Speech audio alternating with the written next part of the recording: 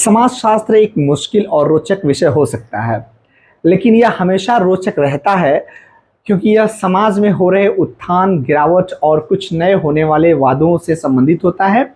इसलिए समाजशास्त्र वास्तव में एक रोचक और महत्वपूर्ण विषय है, जो सभी के लिए दिलचस्प और उपयोगी है।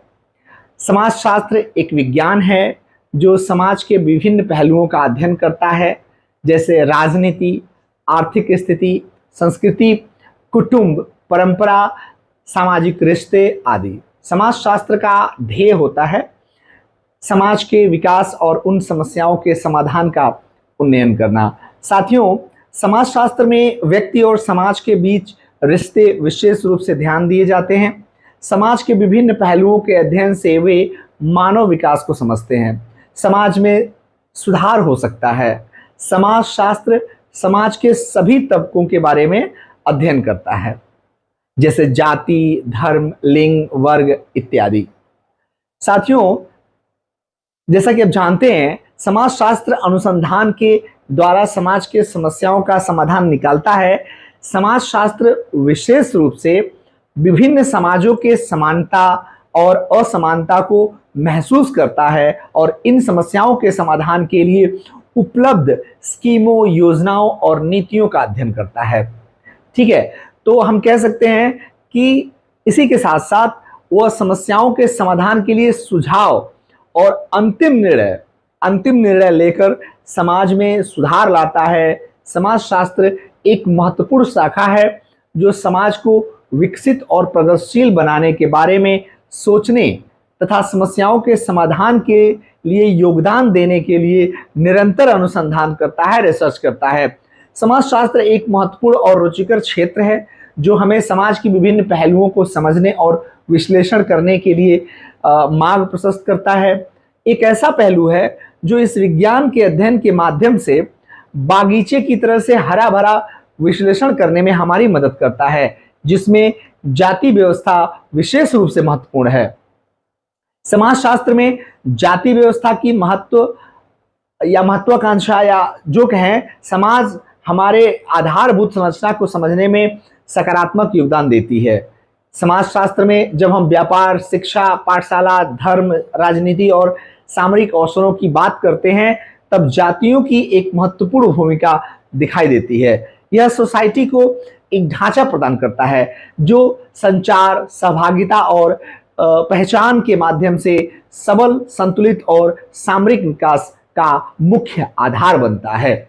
इसलिए साथियों, जाति व्यवस्था का इतिहास गहरी जड़ों में स्थापित है।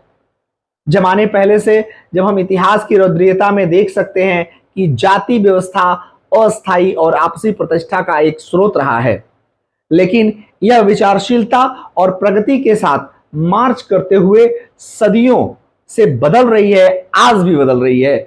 जाति व्यवस्था का सामाजिक, आर्थिक और राजनीतिक प्रभाव होता है। यह समाज को विभाजित कर सकती है और लोगों को संगठन शक्ति में भी अंतर कर सकती है। यह अभिजात और आनुवंशिक अधिकारों के साथ भी जुड़ी होती है, जो व्यक्ति के अधिकारों और समानता का मुख्य मुद्दा होता है।